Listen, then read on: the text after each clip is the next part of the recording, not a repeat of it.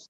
The more information you have before you are married, ladies, if you're getting married, thinking about getting married, or you're in a relationship, you're dating someone, the more information you have about marriage and what causes conflict, and it's going to be better for you, because you are going into something that you have no clue about. You've never been married before. Well, unless, of course, yes, you have been married before. But if you're married a second time, then perhaps you didn't actually have a right picture of what marriage was, right? Anyway, but for those of you who's going into it fresh, most people go in with their eyes closed, right? And the idea that they have about marriage is actually incorrect. 10 months, you're still a newlywed. Stacey, congratulations. I hope you've been having a wonderful 10 months with your husband. That is awesome. Yeah, exciting. You have an exciting, beautiful journey ahead of you, right? So I'm happy. Stacey, people like you need to take in these types of forums and all the information that you can about marriage, right? And because it will definitely help. So last week, I want to ask maybe one of the ladies who was on the call last week to tell the other ladies joining us, 6 years was some. I have been married 21 years, 21 years last month, 21 years on the 17th. Well, like another newlywed. This marriage is as long as a pregnancy, 9 months. Congratulations, darling. I am so happy to see you all here, honestly, because I know this information is going to be useful for you all, right? For your marriage, to make it better. And if you're seeing some of these things popping up already, it's going to help you, right? I've been married 21 years, 3 months. Wow. Crystal, congrats. I've been married for 21 years, and so I do have some experience. And I want to share that with you. And then I am also sharing with you from a spiritual perspective.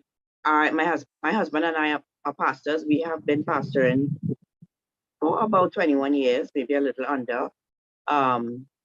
And as Celeste said, I've counseled so many women, and we've counseled couples. And so not only am I sharing from my wisdom, I'm also sharing from, the years of speaking to couples and speaking to women. And so I know the things that people deal with, right, that cause problems in their lives and in their marriage, in their relationships as well. So I want to ask a brave lady who was on the call last week and can remember what are the 5 top reasons that we said marriages fail. Let me see. You can either type it in the comments, or you can unmute your mic. Unmuting your mic and saying it might be easier, because not everybody reads the comments. Up to you. But one brave lady to do that. Must have one who was here last week who can remember. Or if you can't remember all 5, give me 3 or 2. Let me hear you all. This is not school.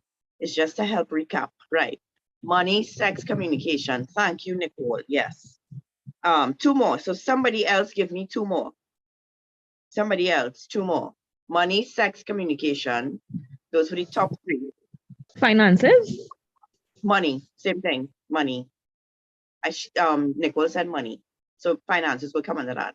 Oh, sorry. Yes, right. Yeah, no problems. Faith, no.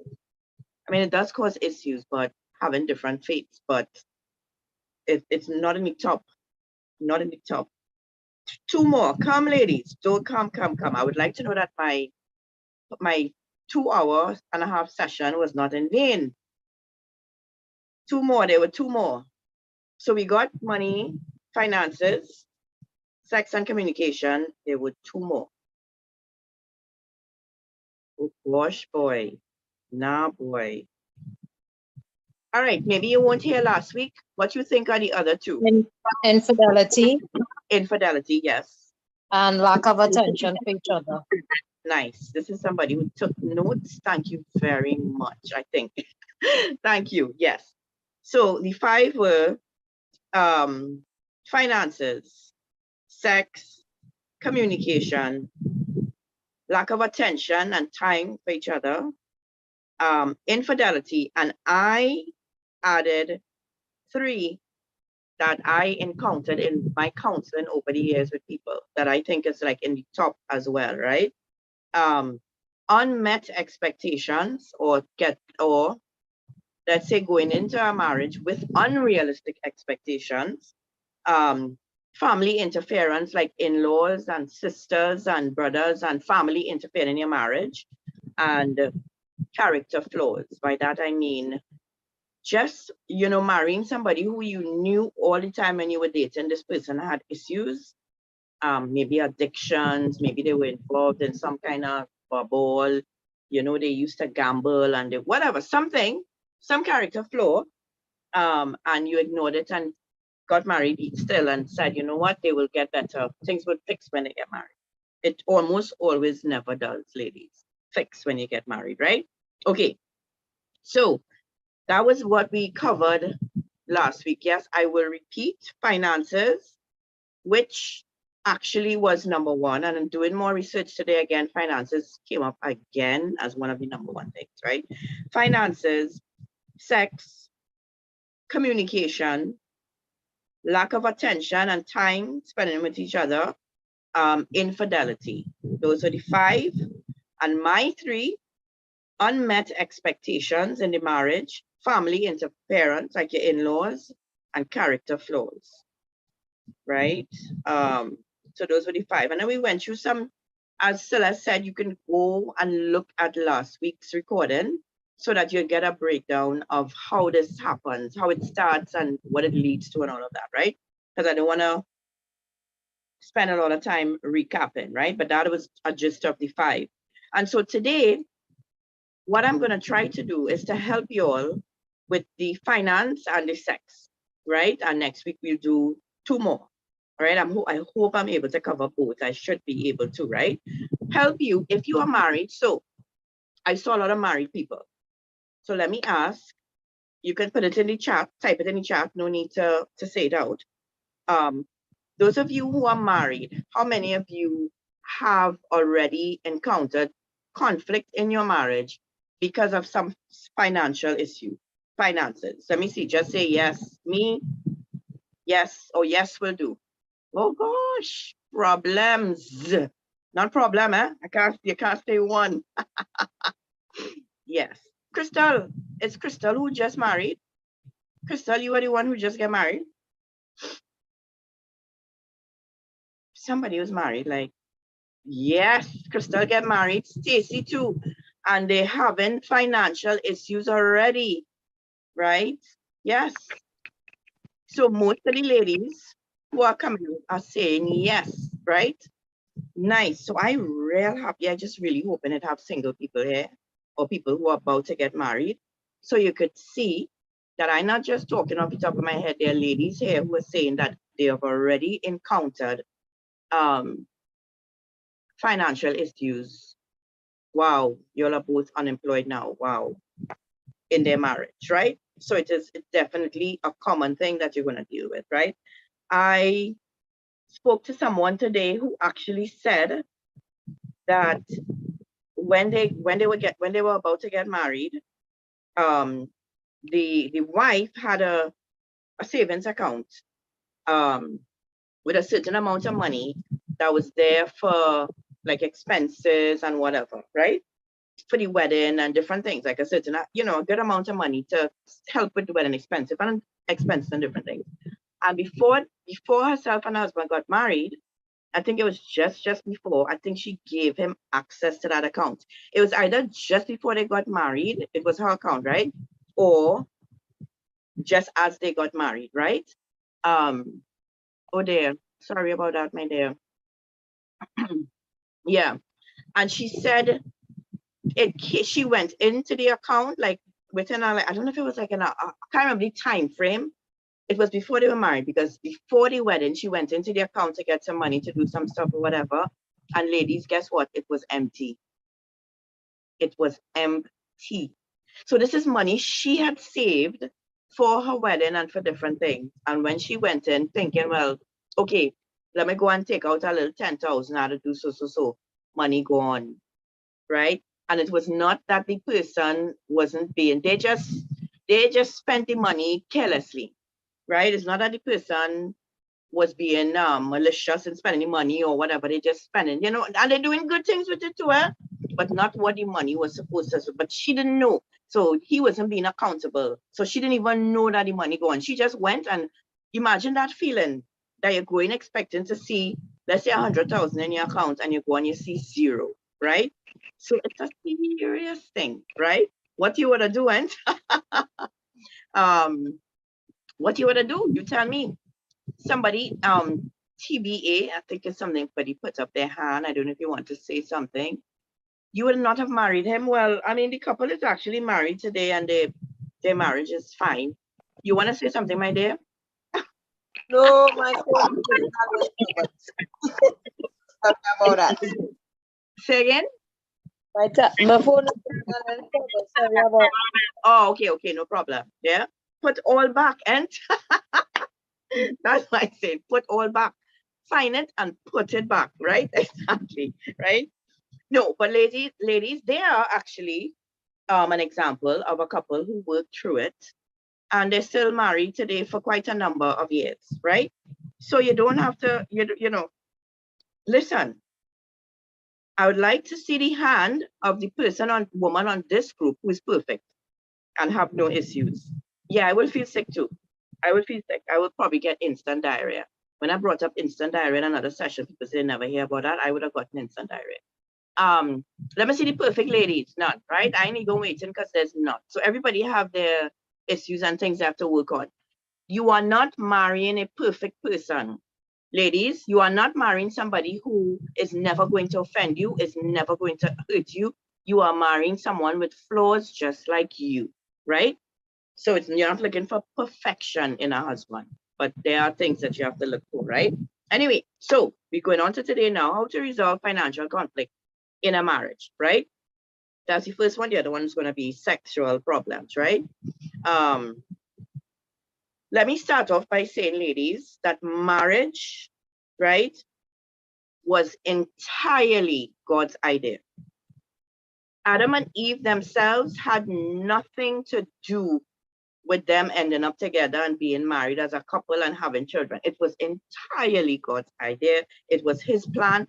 Adam was made first. Adam had no clue what a woman was or that he even needed one. No clue, right? It was all God, right? And so when God had this plan for marriage, he had something in mind. He had a goal in mind for Adam and Eve. He didn't just, God doesn't operate like that, right? It's the same thing with your life. God didn't just make you ladies and say, well, you fend for yourself, yeah, beat up, see how you can manage, yeah? But he has a plan for your life as well. And I mean, if you all don't know that, I hope that someday you would come to realize and understand and even figure out what God's plan is for your life.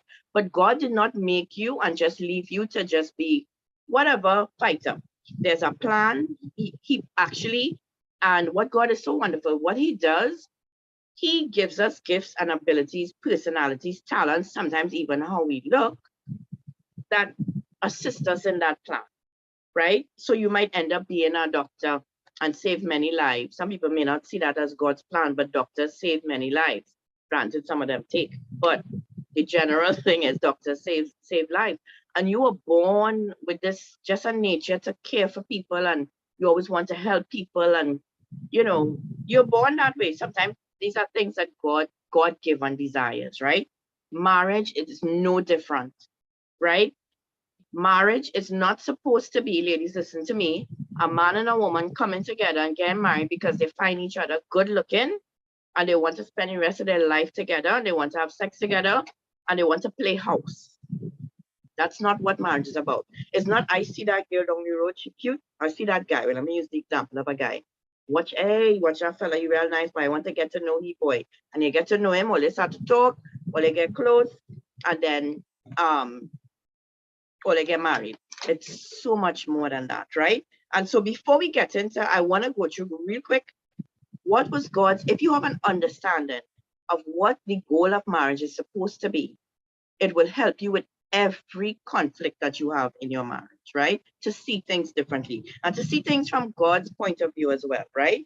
So in Genesis chapter 1, verse 26, it says, I'm reading a few verses in Genesis, not necessarily in order, the ones that have to do with when God made Adam and Eve, right? It says, this is Genesis 1:26. Then God said, let us make man in our image, according to our likeness. Let them have dominion over the fish of the sea, over the birds of the air, and over the cattle, and over all the earth, and over every creeping thing that creeps on the earth. So the first thing we're seeing, well, this is God is actually addressing, when he says man, he wasn't talking about Adam alone. He's talking about mankind, right? So the first thing we see in here is that God's idea for man is one, he made man in his own image and his own likeness. So people don't like hearing this or saying it. It sounds like blasphemy, but we are similar to God in that. So if you see God, God will have two hands. You know, some people, they try to make God into whatever they want God to be. God said he made us in his image and his likeness. So when Jesus came on the earth, he was looking like a man. So his form is like us because he made us like him, right? He wanted us to have dominion over the earth, not to just be careless and carefree. He wanted us to dominate, to subdue, to take care of every single thing on the earth, right? So God created man in his own image. In the image of God, he created him, male and female, he created them. So these verses here, it's not only dealing with man, it's dealing with mankind. So he's actually talking to the female as well, right? To you and to me, right? Then God blessed them, and God said to them, be fruitful, multiply, fill the earth, subdue it, have dominion over the fish of the sea, over the birds of the air, and over every living thing that moves on the earth. So dominion we see in one time. God wanted us to rule and have dominion, right? And so Adam gave names to all the cattle, to the birds, to the air, to every beast of the field. But for Adam, there was not found a helper comparable to him, right? All Adam had was animals, right? There was nobody that he could converse with, he could relate to, just animals, right? And the Lord God caused a deep sleep to fall on Adam, and he slept. And he took one of his ribs and closed up the flesh in its place. And the rib which the Lord had taken from man to make woman, God had taken, let me read that again. Then the rib which the Lord God had taken from man, he made into a woman, and he brought her to the man. And this is what Adam said, ladies, when he saw Eve. This is now bone of my bone, flesh of my flesh. She shall be called woman. Right, ladies? Did you ever realize, those of you who might have read the Bible or maybe not, that Adam is actually the one who gave Eve the name woman, right? He said because she was taken out of man, she was taken out of him, right? Therefore, a man shall leave his father and mother and be joined to his wife, and they shall become one flesh. So all of this here is in Genesis chapter 1 and 2, it's a combination, right? And it is giving us an idea of what God's intent was for marriage, right? I think the world has gotten it wrong. I see cute boy, I want to have sex with boy. They say you're supposed to get married, you're supposed to have family, so let's get married, right? The number one thing I see from this that God wanted in a marriage is purpose. That God wanted the couple, he wants the husband and wife to have a purpose together, not just individual purpose. Okay, I'm a doctor, you're a lawyer, or whatever. But as a couple, God wanted you all to have a plan and a purpose, a structure in your life. He wants you all to rule, to replenish the couple. It went on in chapter 2 to say the Lord God took the man and put him in the Garden of Eden to tend and to keep it, right? So purpose is a big thing in marriage. One of the things that can affect a marriage as well, ladies, is when after a time, because when you get married and the excited stage, like the people who married 10 months and 6 months and even a year and so on, there's a bit of excitement, you're learning things. There's a bit of conflict too, because you get to know this person in a different way, but there's excitement and you're looking forward to the future, right? But marriage is not just meant to be, let's live together, we live in the house, we pay bills, we both have to wake up 5:30 in the morning to beat the traffic, to go to work, to pay bills, to come back home, to cook dinner, to go back out to work, and it's just on your weekends, your lime. Then when you have children, it gets even more hectic. Oh boy, Crystal, right? Then when you have children, it gets even more hectic. That is not the purpose of marriage. Ladies, the purpose for marriage is not to rack up bills, not to rack up a mortgage, car loan, university loans, school fees, whatever else, what are the other bills you all come together as a couple and accumulate. It's not to live, to pay bills, and to live in a house that you like, right? The purpose is not only to expand the gallery or to add a garage or to add a next room. That to me is an empty life. Oh, that's well and good. I want to live in a nice house. I want to drive a car. I want my child to go to school, right? But that can't be it. And if you as a couple, that's all you're living for, to pay bills and to survive, and to, for some people, marriage is like a whole, it becomes like a show, right? Because you live in a neighborhood, you have friends, it's who have the better car, who house have more renovation, who child going to better. It can't be correct. It cannot just be about the material, right? That's emptiness as far as I see, right? So God wants you as a couple to have purpose, a God-given purpose, something that you as a couple would be, something that you as a couple will be blessed and gifted to do, right, in your union, right?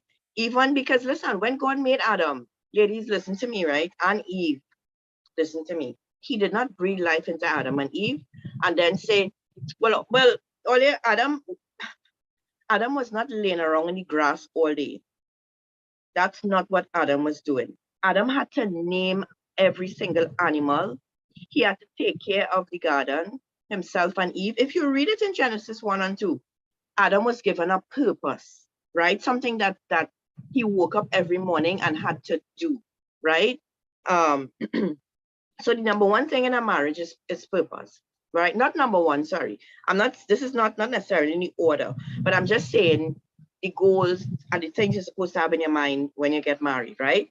The next thing that we saw in Genesis is fruitfulness, to be fruitful and multiply. God wants, it is God's desire, ladies. I've met a few women over the past, I met one last week, and her words really surprised me. I cannot tell a lie. But God's desire for a married couple is to have children, to bring godly seed on the earth, and to teach them what he taught you as an adult, to replenish the earth, so to have more. That's a big part of God's plan for marriage. I met a lady. Now, everybody cannot have children. That is unfortunate. I know people who've been trying for years and they can't, and I don't believe that's God's plan either. Some people might resolve and say, well, it just wasn't meant to be. I don't necessarily think so. I think it's something you have to fight for. But yes, it's a choice. I met a lady last week who told me, I mentioned my daughter and something. She said, oh, you have kids? I was like, well, I have one daughter. And she said, I don't want kids at all. She's a mature woman and her husband is actually there with her, right? She said, I don't want kids. I don't want kids at all. She said, I don't want anybody to interrupt my traveling. My husband and I travel. She said, I can't deal with the headache of this and that. She started going on to list all the reasons why she did not want a child. And every time I tried to encourage her, it was like children to her was like something repulsive almost. And honestly, I can't even, I don't know how that's worked, because I mean, I love children. I have one daughter, and it is a regret, I would say. And if I had, I might have a couple of regrets in life. That is one, because I do love children. But I think it's a natural thing that it is God's plan for us to multiply, to have children, to bring godly seed on the earth, to teach them and to teach them to rule, and then to bring them not to just to have children with no purpose. You want to make sure that your children, you bring them up in the things of God, and that they can inherit eternal life through what you teach them about God, right? The other purpose for marriage is to complement, like Adam. Many people say, I want to get somebody, I want to get married to complete me. I want them to complete me. This person will complete me. Now I will feel complete. Now that I get married, I will feel complete. Listen, that's a lie. That's a lie. A man cannot complete you, lady. Cannot, right? A man can complement you. The verse said that God wanted Adam to have somebody comparable to him, somebody he could converse with, somebody he could get advice from, somebody he could ask a question, right? So to complement, not to complete, right?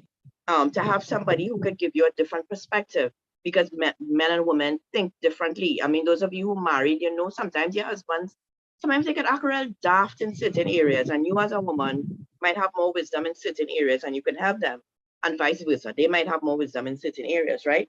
So it's to have a companion and somebody that complements you in your life, right?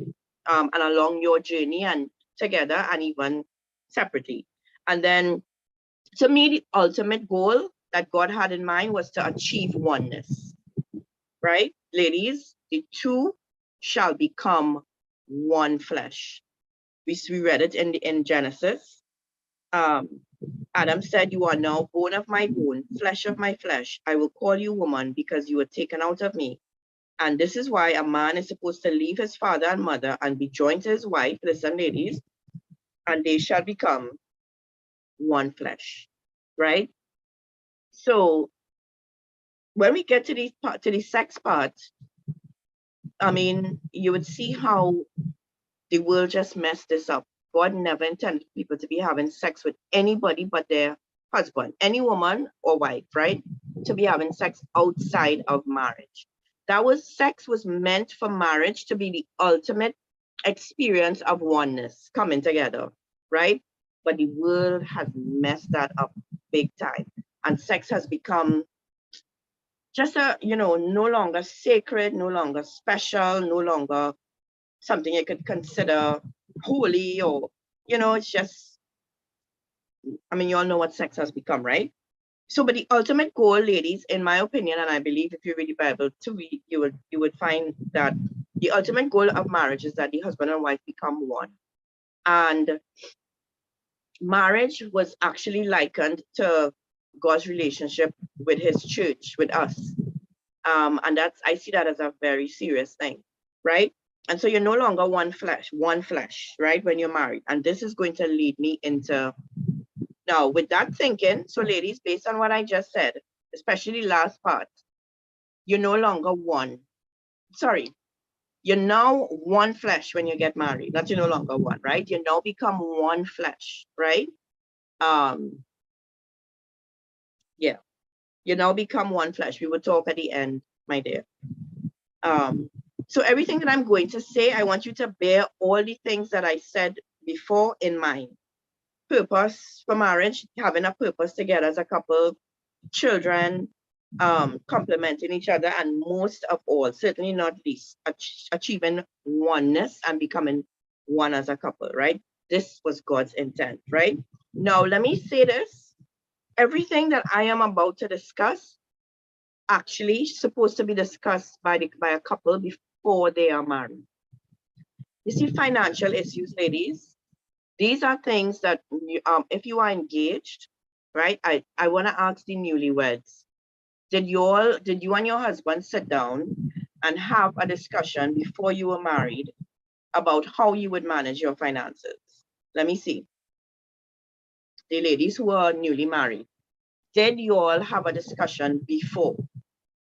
Or even those who, let's say, they don't have to be newly, but I mean, I'm interested to hear from the newlyweds if that was a discussion before you were married. Yes, we did. Is it Jenna, right? Jenna said yes. Okay. Anybody else had a discussion before how the finances in the home was going to be managed? If your answer, no, never. I've seen some no's, boy. Okay. Tommy, no. Stacy, no. Whoa, this is interesting. What about the people who married a little longer? Was it a discussion that you had before? Yes. No, a lot of more no's than yes, boy. Mina says yes. Marsha says no. All right, okay. So it's a continuous discussion, yeah. So it seems like there are more no's than yes, which is a little bit surprising to me. when we went to marriage pre-class, okay, no, Trisha says no. That's a little surprising to me. Yes, no, right. I think you know still more. No, not before, but we do now, yes. Okay, all right, so thanks, ladies, right? Finances is something that needs to be discussed before. Never had a financial argument because of the in-depth counseling and conversations. Awesome, awesome, right? This is something that needs to be discussed before you are married. And yes, it should come up in premarital counseling as well, right? It's so everything I'm about to say, if you are not married yet, ladies, you know now that these are things that you should discuss before, right? Not to wait until a conflict comes up. So now when we say finances causes divorce and separation and so on, it's not necessarily the actual situation that, let's say, okay, you spending too much, or you lost your job, or you don't trust me. Those are not the things that might actually cause the separation. But when there's financial frustration in a marriage, it's a serious point of frustration. It causes a breakdown and a decay in other areas of your relationship, right? And so it wouldn't stop there. You might argue about the money, but it goes into other things, and other things start to come up. And ladies, I always like to talk about our tongue and how we are very clever when it comes to arguing, and we have some very choice words that come, we're very, very quick on the draw where that is concerned, right? And so you don't want the financial issues to cause other problems in your marriage, right? So if you are married, and even if you are not married, I'm going to give you 5 things that you can do if you are having financial conflict to fix it, right? 5 things, right? Number 1 is to lay all your cards on the table. Be transparent. Now, ladies, remember, good night, Anyala. Ladies, remember what I spoke about before, God's purpose for marriage. One of them is oneness, right? You can never attain oneness with your husband, right? Now, in the spirit, you become one when you get married. But in the natural and being practical, that is something that you could grow into more and more, right? You can never attain oneness with your husband if you do not trust him. If there is not transparency in your relationship, that is impossible. You will never be one. You'll never feel like you become one with this person, somebody that you don't trust. It's impossible, right? And so if you do not trust your partner in the area of finances, it is something that you should not. I'm not saying, listen, somebody said I wouldn't marry him. When I give the example of the couple, right? They say I wouldn't marry him if he's spending money bad or whatever. That's not necessarily, that's a choice that you could take. You could say, watch me, there's a bad sign, I go on, no problem. But not because that person did that, it means that they can't learn from it, grow from it, and change, which actually was the case, right? With the people that I spoke to, the couple that I spoke to, right? But the first things first, if you're having problems now and it's causing confusion in your marriage, it's causing bacchanal, let's say you end up in debt, or let's say somebody said she and her husband are both unemployed at the moment. Whatever situation you are in now financially that is causing tension, stop now where you are, right? In whatever situation, whatever the conflict, and say, listen, to start afresh and to try to solve the problem, to try to actually come out of the situation, you have to start from the beginning. You have to start and say, listen, we're going to be transparent. So if it is, so by that I mean, we laying our cards on the table, right? By that, now listen, be careful by saying this, right?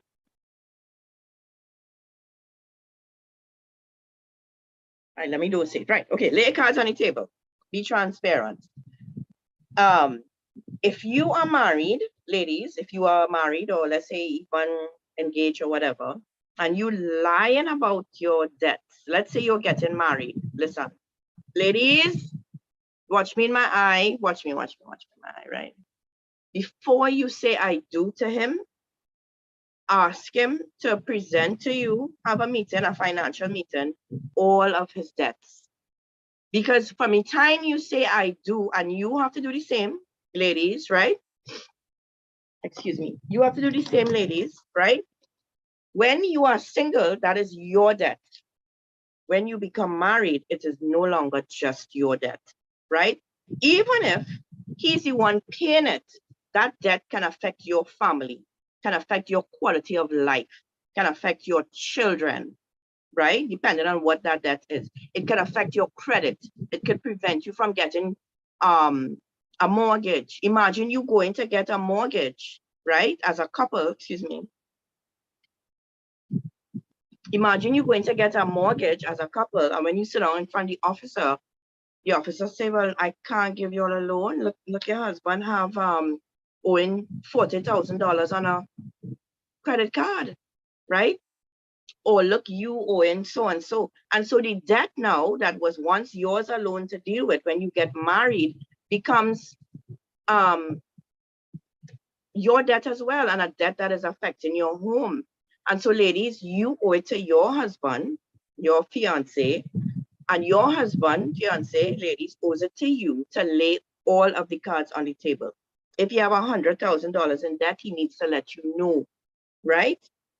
Surprise debt is not nice. That is correct. Excuse me, right? So that needs to be, there needs to be transparency there. There's no hide, there should be no hiding, no lying about how much money is spent or how much money is saved. Trust issues with your partner, ladies, you need to let them know, right? You need to let that person know, listen, I'm being transparent here, right? Based on what I've seen, based on your track record and your spending habits, I do not trust you. I do not trust that you would make proper financial decisions. And now, ladies, I'm gonna tell you something, right? Marrying somebody who, let's say, is very, very careless with money, always making bad investments, bad judgment where money is concerned, always taking loans, let's say always, is always, let me start a new business, have an idea, have a great business idea. Now, when you grow together and these things come up and stuff is great, right? The husband say, hey, I have a great idea, girl. We're gonna make money, but the only thing is, right? You need to take all the savings in the account to put it in, invest in this business, right? And you might be feeling uncomfortable about the investment, right? This is an investment I'm talking about. I'm talking about your daily saving or whatever, right? You might be uncomfortable with the investment, but let's say you're new to the marriage or whatever, and you want your husband to feel like you're with him. So you're backing him, right? Let's say the lady who married 6 months, right? Or 9 months. And so you say, okay, all right, let me trust him on this, right? Although I ain't seen it, go ahead, take the savings, right? Because he said go and double or triple or whatever, right? But bam, come however long the investment was supposed to mature or whatever, money gone. And not only you lose your savings, now you end up with a debt, right? Right? What is going to happen now? The next time your husband come with a bright idea, right? It might have taken well, some good years to build back up your savings and to get out of the debt, right? But if he come with a bright idea not too long after that and say, girl, I know the last one bust we, but this one, watch me. We're gonna make for sure, right? And it's let me take the savings again, right? That's a negative, right? Let me take the savings again after that, right? You will be jittery with good cause. Now, listen, ladies, please don't mistake me. In life, you have to take chances. My husband is a businessman at heart, right? And whatever opportunity he see, he will try his hand on different things and stuff. But in the confines of safety, then, not where if it busts, it will affect our family in any way, right? But some things you might say, okay, let's try it, and it failed, but that don't mean another idea may not actually come to fruition and be a blessing in your life, right? But what I'm trying to get at is if your husband has a track record, or even you, be honest with yourself, ladies. If you have a track record of making bad investments, of having these crazy ideas, overnight ideas, and want to spend money and it ending up losing it, if it's a track record, then I could see how that could sort of break your trust in that area, right? And you're afraid. So the next time he come, if he come the fourth time, every time it busts, you would be like, nah, you know, you're frightened because it has never worked out, right? So if you are in a married, and that is the situation, right? You need to be very transparent with your husband. And let me say before I go on, all of the issues that come up, financial, sex, all of them, there's a root. What we're dealing with here is the fruit. The fruit is the bad spending, the bad investments, the arguing and stuff. But the only way you would ever solve the problem, solve the issue, is to get to the root cause of why this person is not able to handle money, or why this person doesn't trust me. Because sometimes the mistrust is not warranted. Some people are just very particular about their money. And I know couples, it's my money and your money, and you don't mess with my money, I'm not going to mess with your money. And so when it comes to your money, you have an attitude of, well, holding on to everything. Don't touch my money like it's something sacred. Your money's sacred, right? And anything you don't play, right?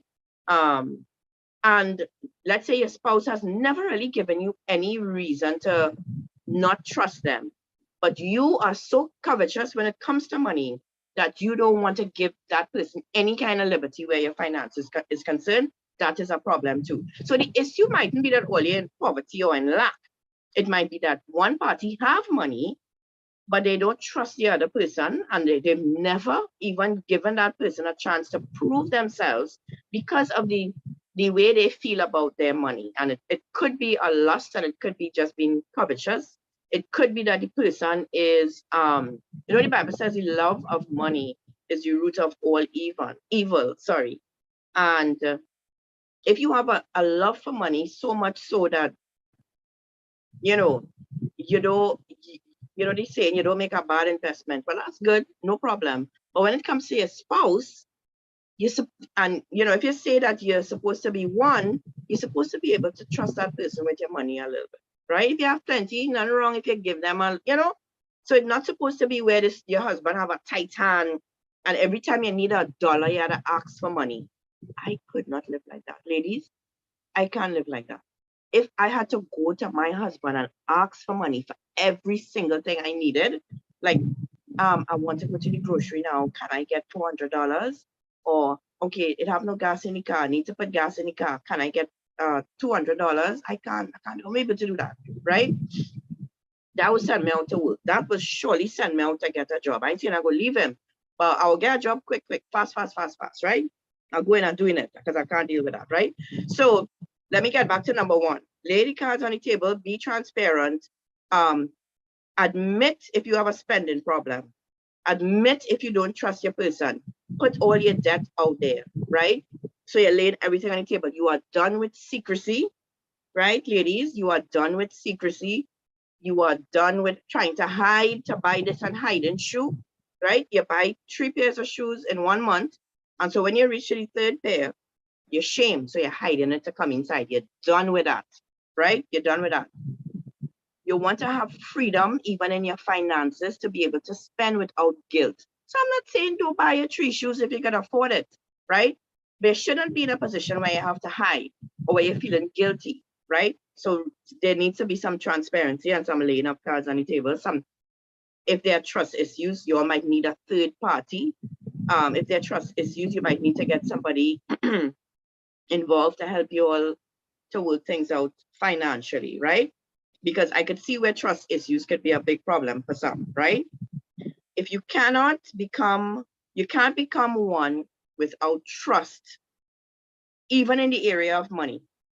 Now I'm talking about the trust. Now listen, ladies, I know that some people cannot be trusted. So there's a difference with somebody who has shown you a track record. Why am I tangling up my words and eating them up, right? There's a difference between somebody who has shown a track record of not spending money badly, of money just going missing, buying crap, making bad investments, right?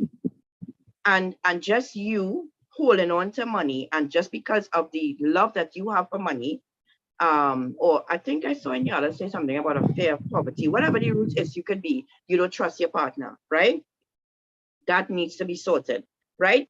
Which brings me to the joint account issue, right? Now, let me ask the ladies, how many of you all, well, if you're married, you have a joint account, or let me see those who think you should not have a joint account, or those of you who, let's say, have both, right? So you have an account, he have an account, but you all have a joint account. That's right.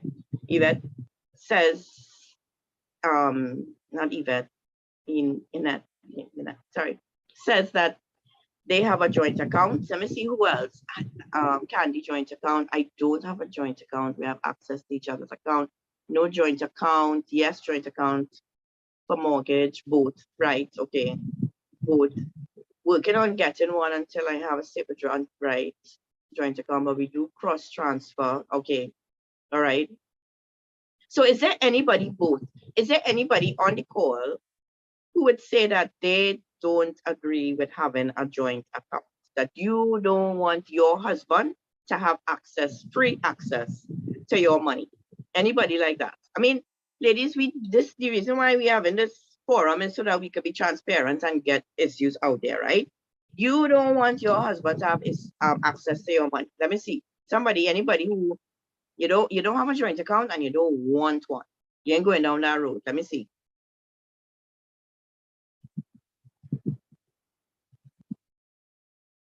What? I don't like the joint account, especially when planning to surprise a birthday, etc. Okay. Okay. Somebody said I don't. Anybody else want to comment and say if they don't believe in having joint accounts? I don't see an issue with it. We applied for one, but it was too much fight up, so we just left it that way, right? So for me personally, I believe in a joint account and individual account, right?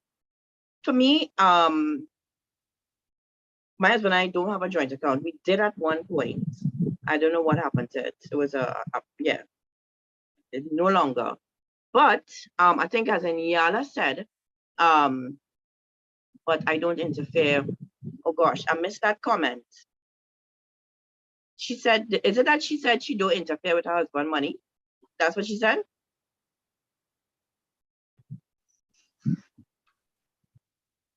The last one. Yes, okay, she said she don't interfere.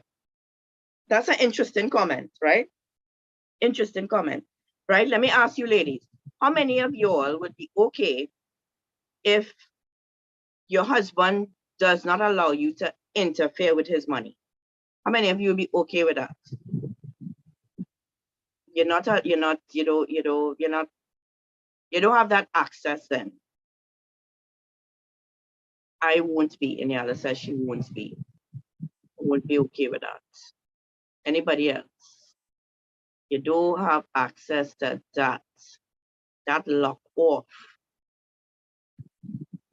Anybody else? Would you be okay with it, ladies, married ladies, if you did not have access at all? He can't say that. It's a red flag. Yeah. People who don't even know how much. Wow. It don't matter to me. I got my own money. I like that. That's the way to go. No, ladies. I mean, yes, it's good to.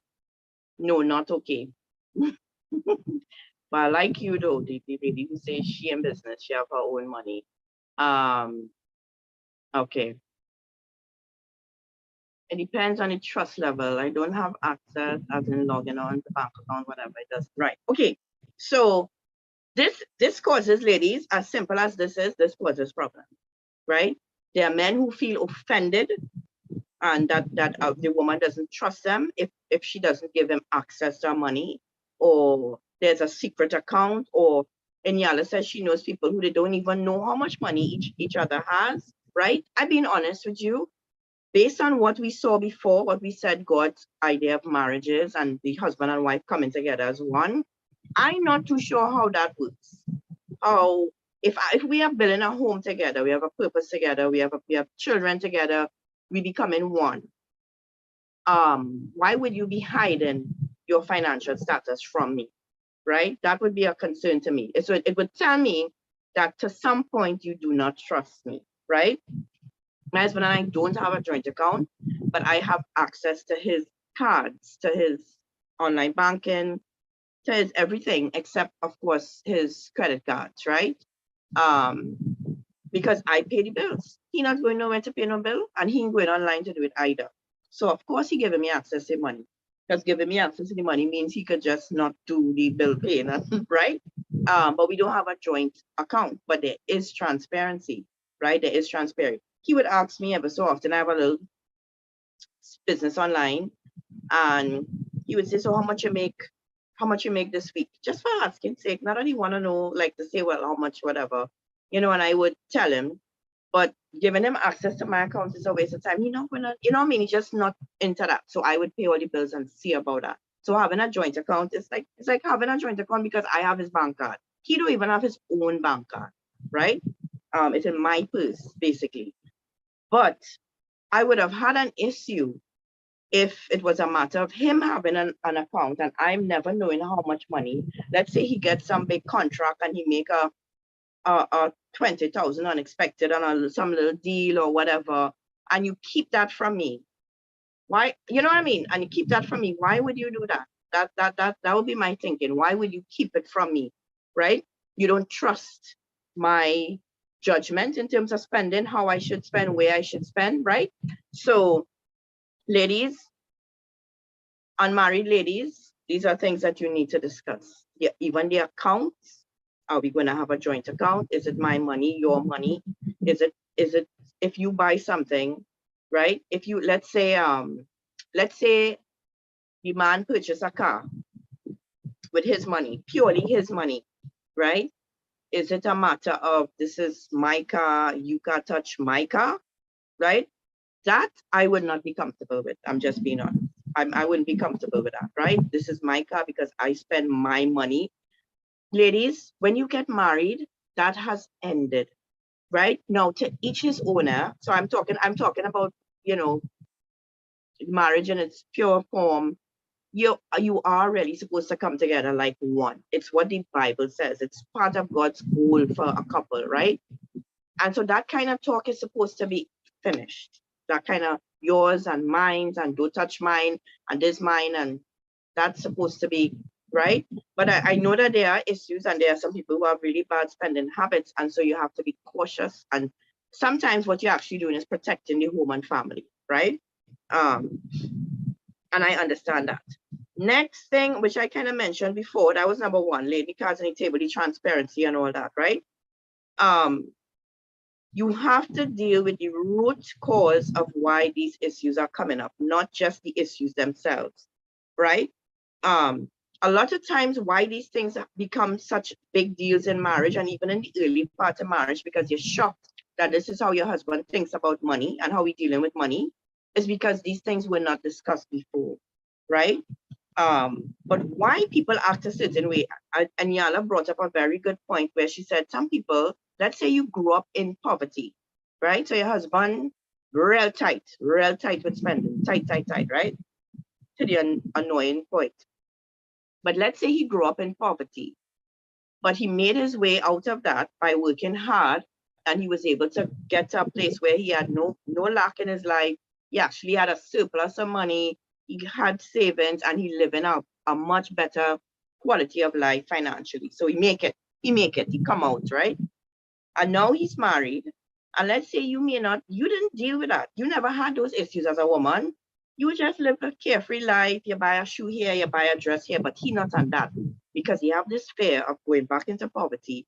He's very conscious about spending and what he buy and what, right? And you come into the marriage not knowing that this was a root. You didn't even know he used to live in poverty. So you didn't know they had a root issue there to deal with. You don't know. So all you've seen is the fruit.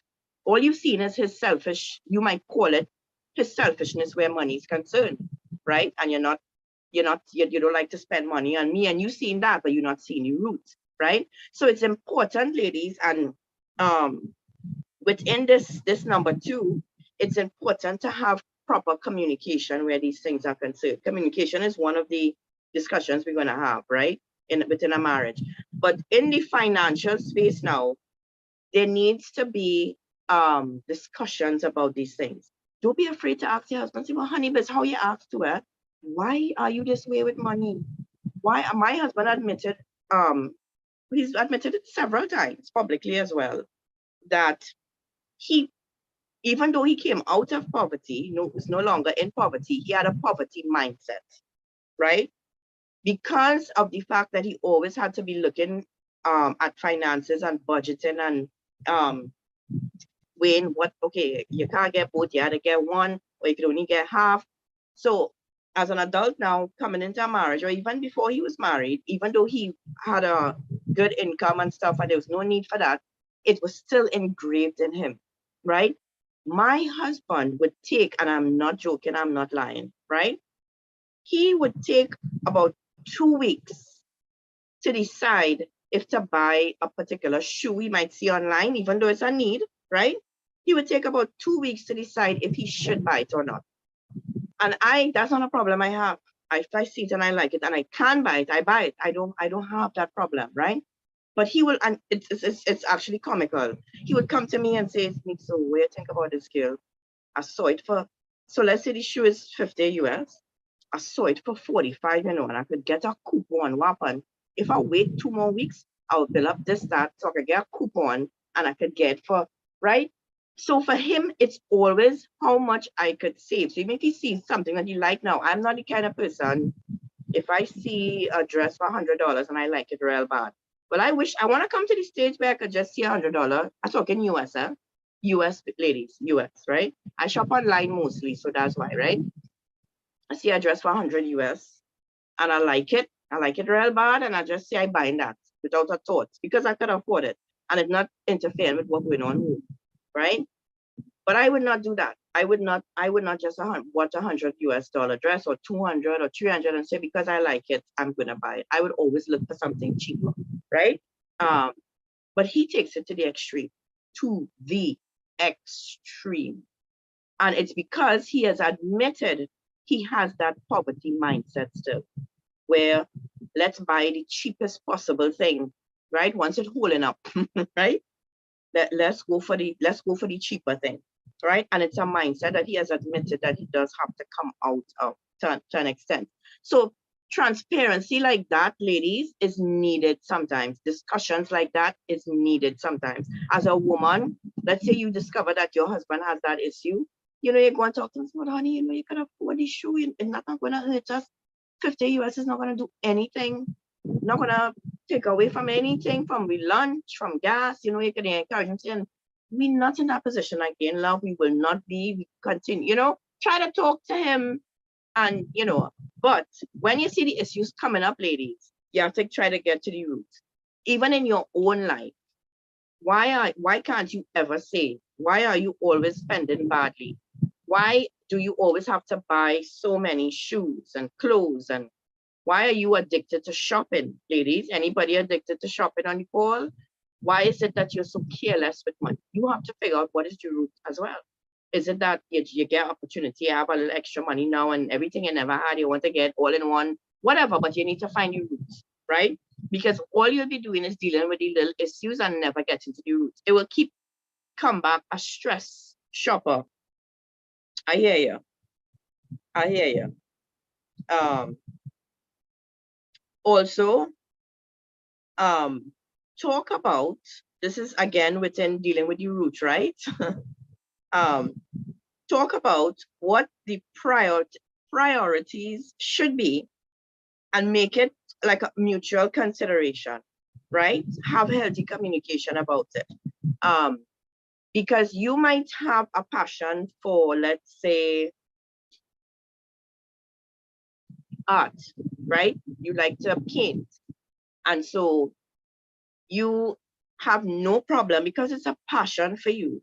you have no problem spending money on canvases and new paints and stencils and whatever that, when it comes to art, that to you is important because you love it, you're passionate, and you're good at it, right? Your husband, however, which should not be the case, right? Because he's supposed to, support you in the things that you love and are passionate about. He may not see the canvas as a priority when it comes to spending, if things tight. You see, if you're passionate about something, even if things get tight, your passions will always win. You'll always find a little extra money to buy the thing you're passionate about, right? Whatever it is. Painting is a nice thing, it's a nice passion to have. You'd always go the extra mile to try and still sustain that your art, right? What's what I'm looking for? That hobby, right? Let's say it's a hobby or whatever, or it could be more than that.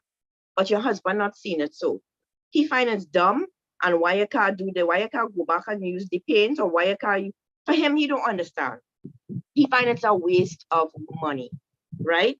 And so, and that shouldn't be, because he should be understanding of your passions. And now, ladies, I don't want anybody come and call and tell me, well, Onika, I'm glad you say that because I'm real passionate about shoes, right? And I'm talking about that kind of passion, right? I'm talking about something that, it's a genuine, let's say you're into hairdressing, right? But anybody can come up here and say, yeah, I'm passionate about earrings. I have a real passion for earrings, right? And or gold. So Onika, I am so passionate about gold, and he needs to understand that. No. And I'm talking about, just sorry, ladies. I'm talking about things that, it could be part of your purpose, something like art. Your husband meets your painting. He know you love it, right? He shouldn't try to stop you. He should try to support you, right? Yeah, some people might say I'm passionate about gold. And he now might be passionate about cars. Let's say like to fix cars, right? That could be that could go at sneakers now. Let me guess something. One man like, he passionate about landscape. He like to do landscaping. He loved the garden. He loved to buy plants. Every weekend he bringing home a new plant. Every weekend he rearranging the garden. That's his thing. He love it. He loved to spend time in the garden. He like exotic plants, and he would go and buy pots, and that's his thing. And it's give him a sense of peace, right? So I'm saying all this to say, ladies, you have to learn each other's fishing. That's a good one. Fishing, right? So there might be things that brings your husband a lot of joy, contentment, peace. I'm not talking about vices, right? It could be a vice. So you could have too much sneakers, in my opinion. You could have too much sneakers. It could be overdone, right? Because some of these sneakers cost $3,000, $2,000, and you have a room full of sneakers, right? Once if your room is full of sneakers, you have to make sure my cupboard is full of food. Always, right? Always. Just how every time I open your shoe cupboard, I see in shoe all over. My cupboard's supposed to have food in from the ceiling to the thing, right? So if you want to have your shoe thing going on, just make sure everything else in the house handled too. And at no time, because I will take one of your shoe and sell it and make a little $3,000 groceries, right? Anyway, so things like somebody mentioned fishing, whatever hobbies it might be football, you might play basketball. I'm talking about FIFA, right? Spending money on a new game and a new system, right? But if that's what you like, right? So you come together now as a couple, as a family, right? As a husband and wife, and you say, okay, right? We have this amount of money saved, or we have this account, we pay our bills from here, right? You do a budget, right? I mean, I haven't mentioned budget yet, but obviously, you do especially if you're having financial problems in your marriage, you need to sit down, lay cards on the table. You need to deal with the root cause of the issues, and obviously you need to do a budget, right? And in that budget, to be fair to each other, you need to allocate a certain amount for the things that you are passionate about that may not fall under the category of basic needs. It's not food, clothing, shelter. It's not those things, right? It's not, right? It's art, it's painting, it's cycling. You might like to ride bike, right? And so you don't want now to get married and all of a sudden you telling your wife who grew up her whole life painting, right? As a husband or as a wife, you meet your husband playing basketball or football, going and playing football. You don't want to stop the man from, right? Or let's say something that entails money, because football, you don't need money. You need tugs and whatever. But what is a hobby that somebody can have that requires money? A man, not a woman. A man. A hobby that requires money. And I'm not fixing the car either. Because once the car have tires and engine and it working and thing, all the other things is accessories and unnecessary. But if you want it, it's no problem. If you want a flare kit, you want fancy rims, DJ, nice. I like that, DJ. That would require some money because cricket, yes, you have to buy bat, you have to buy ball, you have to thing, right? So, and you don't want to come into demand photography, lovely. Travel, that's a nice hobby. That's a nice, those who can't should, right? Gambling is not a hobby. Gambling is an addiction. And it should be something that I think if your husband gambles, it should be, there needs to be some intervention because gambling is addictive.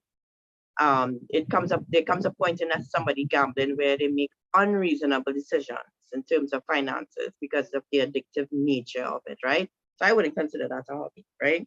I would consider gambling an addiction. Right. You don't want to come into your husband's life, ladies, and try to take away the things that he loves because it means spending money. But you come together as a family, as a husband and wife, and decide how much we're going to allocate to your painting and how much we allocate into, right? And if at the end of the month we come in close and you realize, wait now, big boy toy, drones and planes, wow. You realize coming to the end of the month and you use up all your painting money. You buy so much canvas, too much, and you have to go into savings. That is something that you should not hide. And that is where the problem comes, ladies. So you know that your husband say, okay, $1,000 a month for you to do your painting, right? Whatever extra you need, because you already have stuff, so you shouldn't go over, I don't know, 2,000, however much, right? And by close to the end of the month, you realize you already spent out the budget. You don't go and hide and try to take money from somewhere or whatever to go and get more. Go, be transparent. The decision should be made together, whether you're going to go into the savings to buy, let's say, some deal or you want to buy whatever. It should not be that you're hiding. Ladies, how many times hiding and those kind of things become involved, you're looking for trouble, right? So you come together, do your budget, have your plan, make sure your hobbies and those things that you enjoy in there, because it's not now, we get married, it's not just to live and pay a mortgage, right? And to buy food and see about the children. There should be money for entertainment and the things that you love to do. But you all need to sort that out together because that causes issues. Then you start to say, oh, you could spend so much money on your car and I can't be buying shoes, right? You don't want to be having little petty discussions like that. So all of those things you discuss up front, right? What is considered a priority in the home? Christmas time, you might think, ladies, and this is a problem, you all are guilty of this. At Christmas time, you think painting the house, although you painted last year, you think painting the house is a priority. You think getting a new fridge and stove is a priority, and you're serious, huh? You're not even joking. It's a priority for you. And you can't imagine having a Christmas without a new fridge and stove because that's what you saw mommy do, right? And so you want to go and take a loan to buy a new fridge and a stove and to paint the house and to have more food than you can eat in a month, right? Right? But your husband does not see those things as priority. And at that time, he's saying, lady, honey, wife, my dear, love, whatever, cookie, pookie, whatever it is. Instead of going and taking a loan for $20,000 to fix up the house for Christmas, we could take that $20,000 and invest it, right? You can't throw a tantrum and say, but I want my new fridge, I want my new stove, and I have to paint the house. The neighbors painting the house, and look at how much lights they have. Because in my area, they have a lights competition. right? It's who could outdo who with the lights, right? Now we just have a little string there. I don't care about that, right? But you must have lights. You must have, and your husband maybe more level-headed and say, nah, we don't need to be spending all that thousands of dollars because it's Christmas, right? So ladies, things like that, you don't take for granted and go and take a loan or spend, discuss it. And your husband might say, well, we need to take a loan. Let me just take this certain amount and don't want to take no loan for that. My mother used to take a loan every Christmas. I'm not kidding. Okay, almost every Christmas. Because she loved Christmas and she would go all out for Christmas. Almost every, because she want to buy us the best stuff. She want to be able to buy a gift for everybody. She want to be able to do all the thing in the house. And so she used to take a loan almost every Christmas, right? And so many times we mirror to what we see our parents doing. And you grew up knowing that Christmas time is time to spend money. Watch me, the banks is be real happy Christmas time, you know, and Carnival too. Christmas time, right? So that's something that you all need to start making those decisions together, especially when the children are on the scene, right? Number 3, create a plan, move forward. Create a plan, even though a budget, a plan, a way that you're going to get out of your situation. It may not necessarily be, even if the plan is to get help. Guys, if things are real bad right now, even if the plan is, but you need a plan to get out of the situation, to get help, to go to a counselor who could help you sort out your financial issues, right? Or to help you to get to the root of why these issues are coming up. Even if that is the plan, you can't just remain where you are and say it will sort out for itself. It will actually probably get worse as life goes on, right? So have a plan how you're going to get yourself out of this situation, right?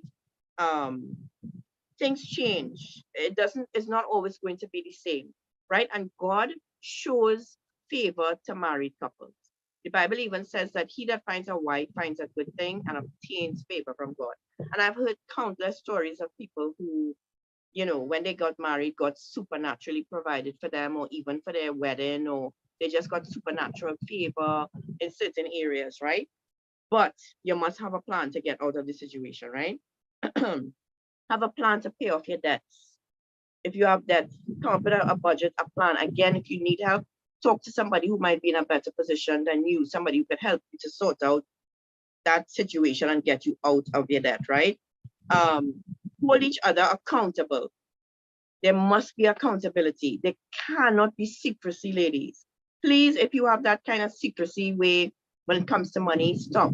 There must be accountability. He should be accountable to you and vice versa, right?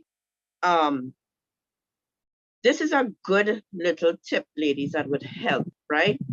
Now, I don't know how many of you work, and how many of you are home, let's say taking care of the kids, or it might be a housewife, or your husband earns much, much more than you, or it might be the reverse. It is always good to have your own spending money. It's always good to not be totally dependent on your husband. That I would always advise women to do that. Even if you can't go out to work full time for whatever reason, find a way to do a little side hustle so that you can have your own money that you are earning. I'm not saying hide the money, but still, you have money that you could spend. He have his money that he could spend that does not interfere with the daily workings of your finances. It doesn't interfere with the fact that we budget for food, we budget for the children, we budget mortgage, light, all bills, all those things are taken care of. But it's good to have your own personal money, whether it be through a form of income, or even if it's decided upon by in the budget, where you all come together and your husband and you say, okay, Monica, I've given you this $3,000. This is aside from, I just call in figures, right? This is aside from what we budget to manage your home. This $3,000 is yours. What you do with this, you don't have to tell me, right? Because as I said, I don't want to be gone and telling you I go and buy a put gas in the car. I don't want to be. Who wants to live like that? I'd tell you I go and buy a loaf of bread, or I'd tell you I go and do my hair, right? You want to know that you have money that you could just go and do it, and this is money that is yours. I don't have to be accountable to you to say, well, what I did with this $3,000, whether it come from you making it or you all coming together If you can't make the money on your own, which I don't see why anybody can't make money in this day and age. That's crazy, right? But come together and decide this $3,000 is for you. You spend that. I don't need to know what you do with that, right? Here it is. This is the last thing that comes to finances, right? This is in Mark chapter 3. It says, if a kingdom is divided, split, it's breaking it down, saying split into factions or rebelling against itself, that kingdom cannot stand. In the same way, if a house is divided against itself, that house cannot stand, right? So if there is division in your marriage because of finances, it is only a matter of time before that house it collapses. Collapses does not mean divorce, but it means there's going to be a breakdown in communication, in trust, in even intimacy. This could even cause a mistrust because it causes arguments, name throwing, quality, right? And so you don't want within your own home for there to be that kind of division and confusion over finances. And if that is the case, ladies, you might need to get some help, but don't leave it like that, right? I forgot, sorry, it's not 5, it's 6. The last one that is going to help you all, might sound strange. Decide how much you are going to give as a family at the end of the month. No matter how small it is, ladies, right? Even if after you budget and you have your spending money, all that is remaining, all that you could give is $100, do something to give back to someone with that $100. Whether it is to give that money to your church or somebody in your neighborhood who you know do. Listen, Massey has pre-packed bags for $150, right? So even if it means that at the end of the month, you're saying, okay, we budget here, there, we do that. Let's go and buy a Massey bag and give it to so-and-so, right? But giving as a family is going to bless as a family. The Bible actually says it's more blessed to give than it is to receive, right? And as a family, you all should have a general thinking and a spirit of giving, right? However you want to give to and wherever, but come together. And that is something you should also show your children. Let your children know you're doing it. Make sure your children just don't grow up with that kind of selfish mentality. I need this, I want this, my wants, my needs. Make sure that they know that yes, you might have everything you need, but there are people who don't have everything they need. And as a family, we want to help those people. Ladies, that is very, very important, right? And it creates a bond too between you two, right? When you come together and say, hey, we have an extra 5 this month. Let's go and pay somebody cable bill or somebody phone bill, right? It's a wonderful thing to do, right? And so that brings me to the end of the financial part of it. That's just some things, ladies, that could help you and your husband to get out of, to stop the financial conflict, to at least make a start, as I said, even if it means the start is getting help, going somewhere for help, for intervention, right?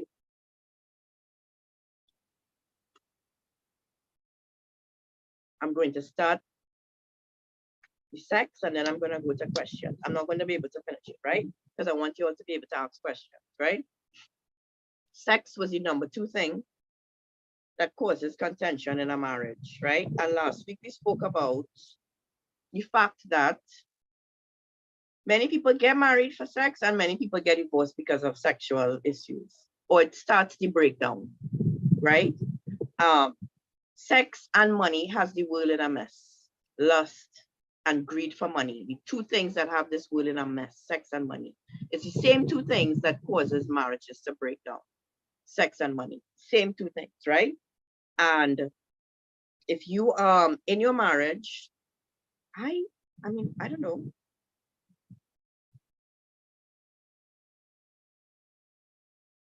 Be a tricky question to ask, so I wouldn't ask it, right?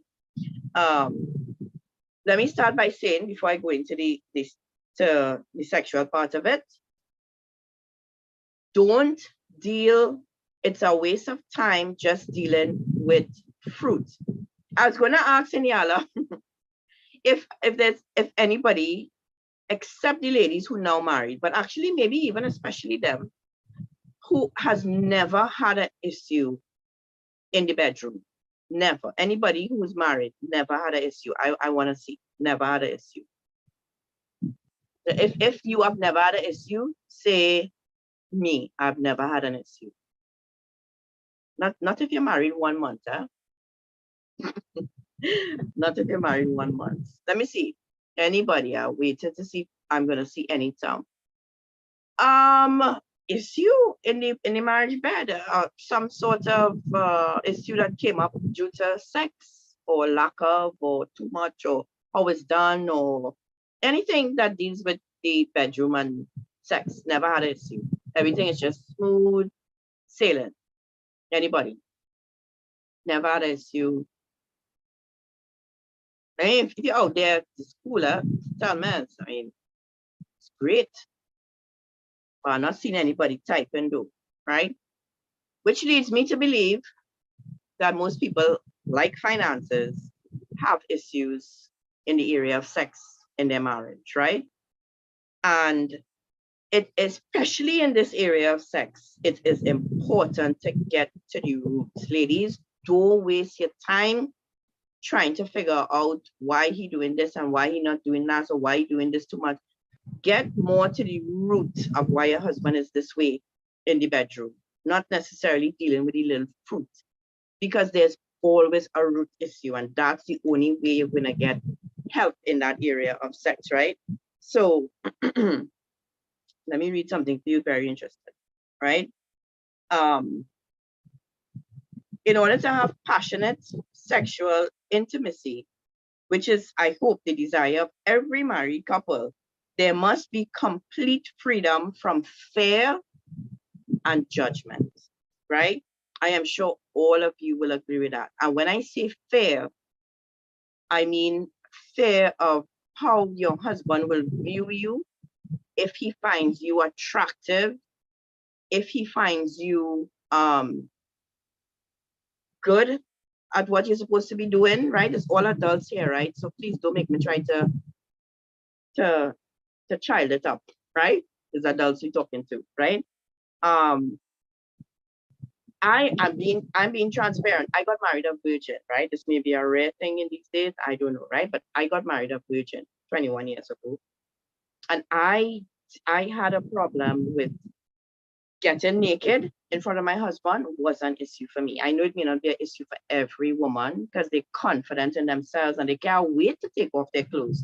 But for me, it was a little more, I was, timid. And, so I wasn't one who could just undress and, be okay.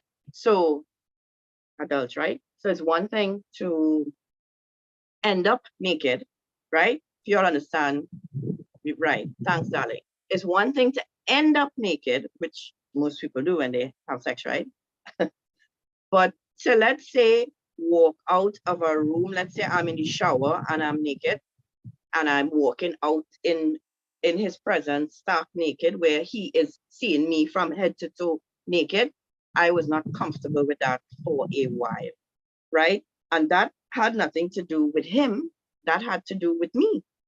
That had to do with how I felt about myself and my body and my insecurity. That had to do with him. And so, but I was able to be transparent and say that, right? Now, if let's just say you had that issue, right? Where you're not comfortable getting naked in front of your husband. It was something that you had to do gradually or whatever. But you never communicated to him what is going through your mind, why you feel this way, that you feel unattractive or you feel that your body might not look the best or whatever.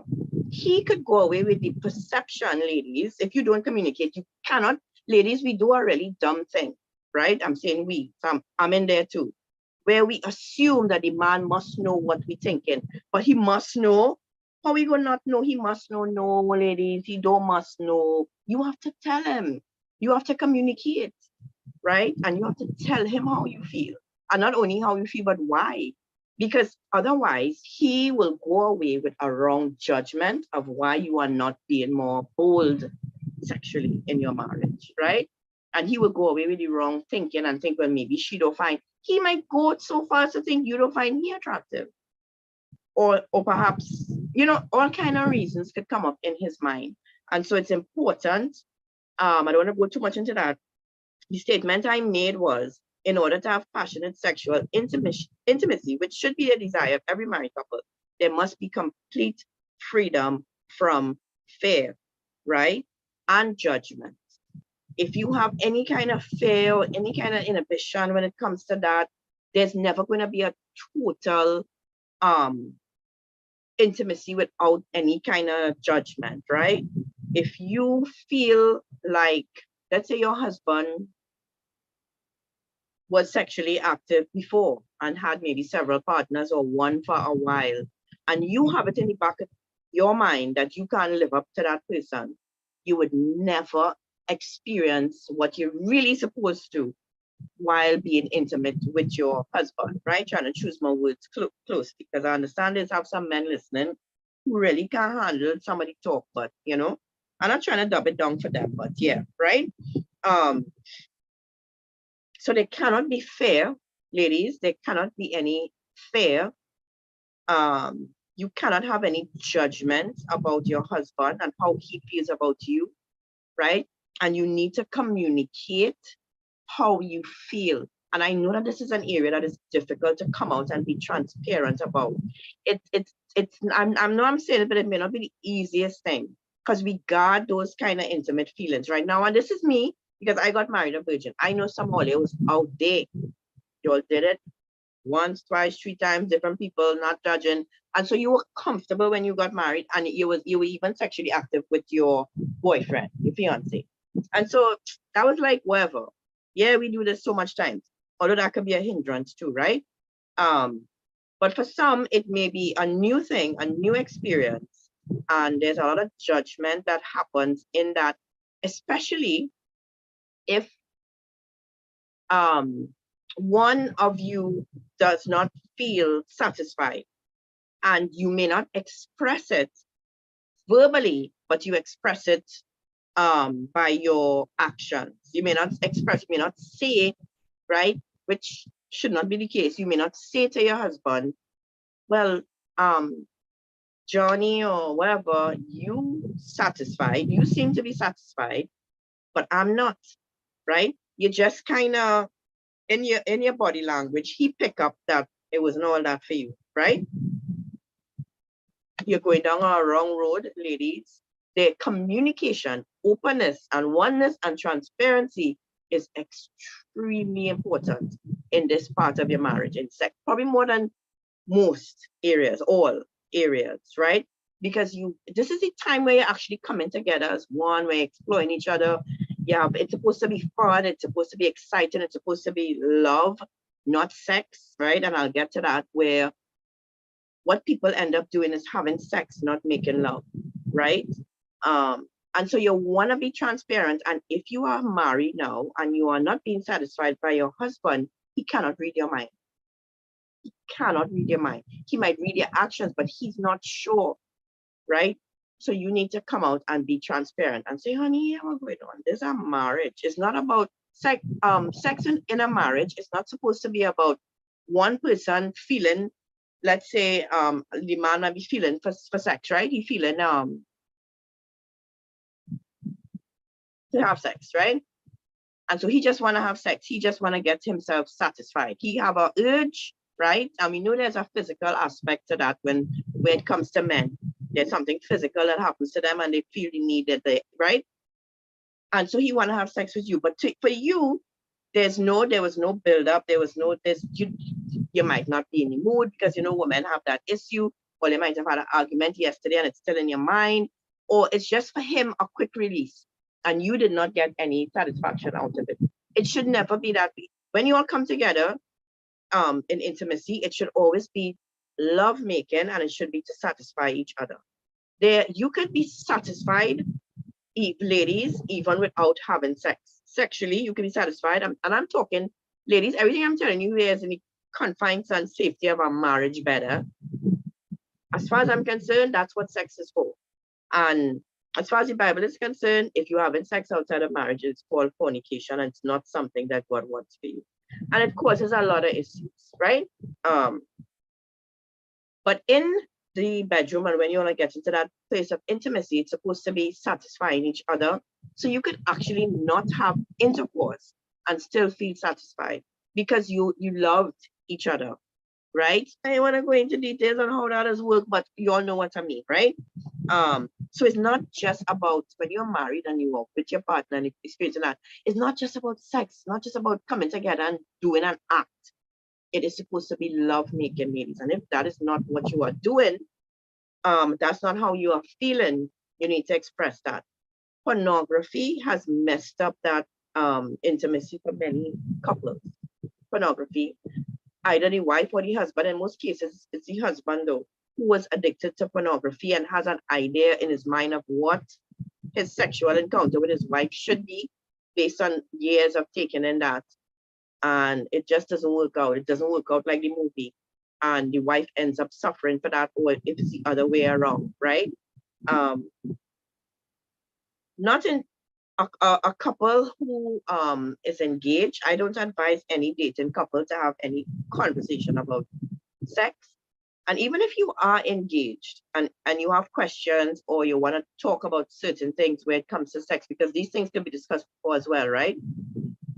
It might be good to do it in the presence of, let's say when you're doing your counseling, in the presence of a counselor, you might want to ask a question because, excuse me, especially if you're trying to keep yourself before, you don't want to end up having sex before you get married. You don't want to get too deep into any kind of conversation like that, right? But there's certain things that I believe need to be discussed before, right? Because I think I shared this already. I know a lady who got married to somebody who was in church. Not only was he in church, he was a worship leader in the church. They were both Christians, grew up in church basically. I think his parents were even pastors, if I'm not mistaken. He was addicted to pornography and she knew this before they got married. And lo and behold, when they got married, he wanted her to do things that she just was not comfortable with, right?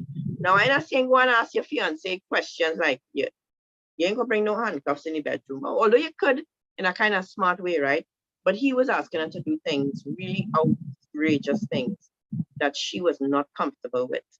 And as much as something might bring pleasure to you ladies or to your husband, it should never be forced on each other, right? Even though, and I know many Christians who use the scripture, the marriage bed is undefiled, to defile their wife or their husband. So the very scripture they use, they end up defiling their wife was because they force them to do things that they are not comfortable with, but it's really just to satisfy their lust and whatever distorted thinking they have about sex. That should never be. That's not making love. That's a selfish act of just trying to satisfy yourself. So if you or your spouse is not comfortable with something, that is something that should be discussed and never forced on anyone, right? And this, it causes a lot of problems in a marriage, right? Let me read on. Right, as I said, this is an area that is, listen, needs more honesty and more communication than almost every area in your marriage, right?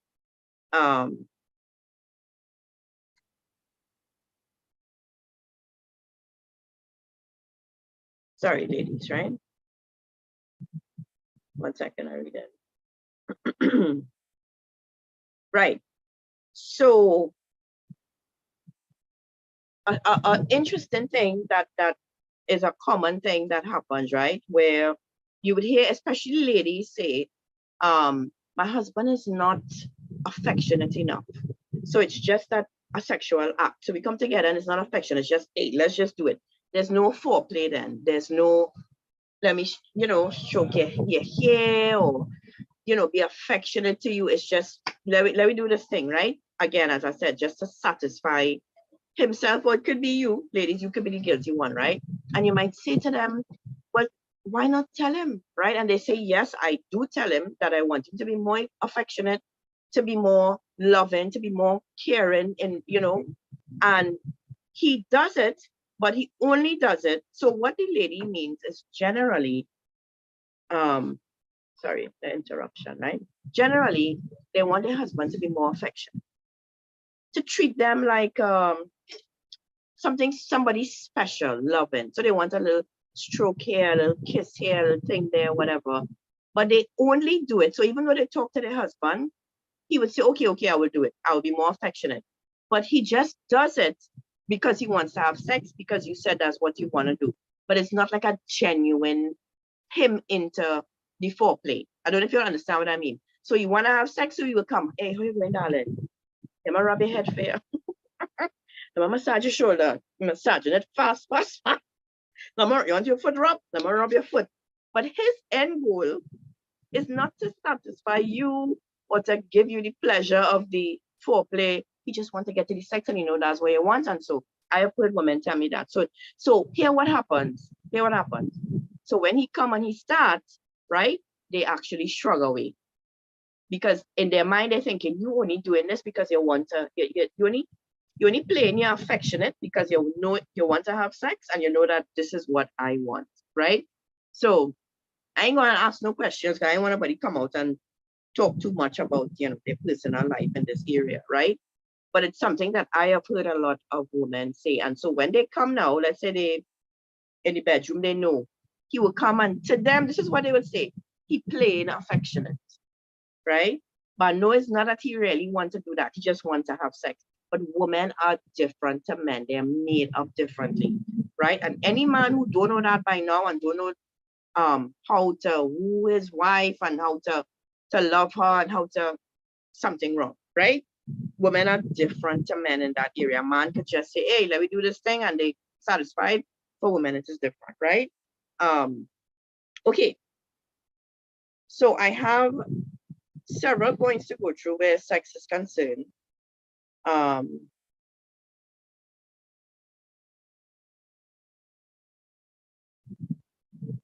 Yeah, but I want you all to be able to ask me questions, not only about, well, the short little piece we had there on sex, but also the financial aspect, right? Because it's already 10 minutes to 10.